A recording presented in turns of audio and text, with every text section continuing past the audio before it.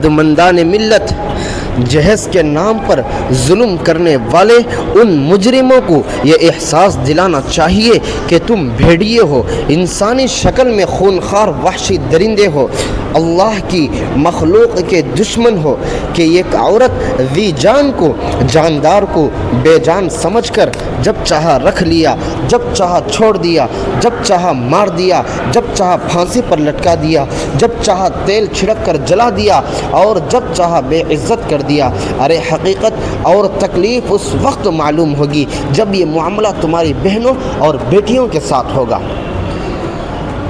عزیز دوستوں، جہیز مانگنا مسلمان کی شان نہیں، در حقیقت یہ غیروں کی تہذیب ہے جسے مسلمان بڑے فخر کے ساتھ اپنا رہا ہے اور یہ ایک مروجہ رسم بن چکی ہے۔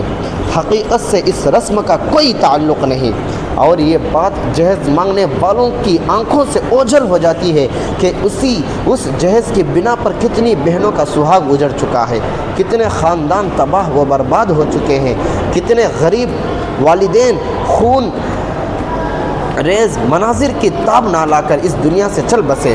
جی ہاں، اس جہیز کی دہکتی آگ نے معصوم و غریب بچیوں کی زندگیوں کو جلا کر خاکستر کر دیا اور ان کے ارمانوں کا گلا گھونٹ دیا۔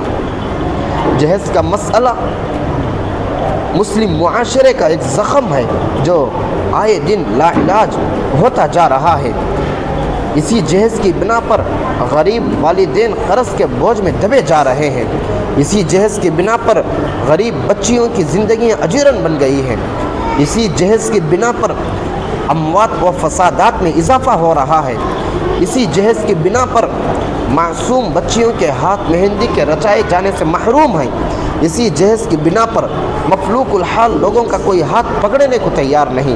اسی جہیز کی بنا پر غریب و نادار لڑکیاں کنواری ہی رہ کر بیواؤں کی طرح اپنے ماں باپ کے گھر میں زندگیاں بسر کر رہی ہے۔ اسی جہیز نے لوگوں کو خون کے آنسو بہانے پر مجبور کر دیا۔ اے جہیز کے بھکاریوں، تمہاری غیرت کہاں کھو گئی؟ کیا تمہاری غیرت کے لالے پڑ گئے؟ کیا تمہارے اندر نرمی و رحم کا مادہ ختم ہو گیا؟ کیا تمہارے گھروں میں بہن بیٹی نہیں ہے؟ کیا تمہارے اندر اسلامی تعلیمات کی کوئی قدر نہیں ہے؟ کیا تمہارے اندر روایات اسلامی کا کوئی پاس و لحاظ نہیں ہے؟ کیا تمہارے دلوں میں سنت رسول سے محبت نہیں ہے؟ مجھے بتاؤ، کیا تمہارے دل پتھر سے زیادہ سخت ہو چکے ہیں؟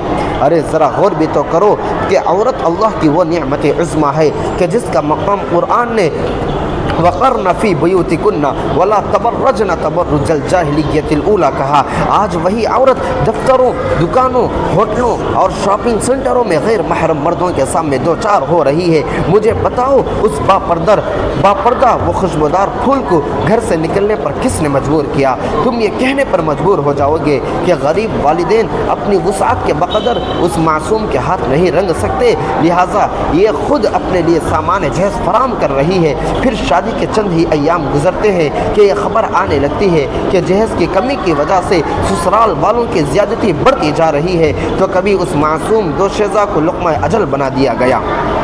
اب آیا یاد اے آرام جاں اس نامرادی میں کہ کفن دینا بھولے تھے اپنی بیٹی کو سامان شادی میں۔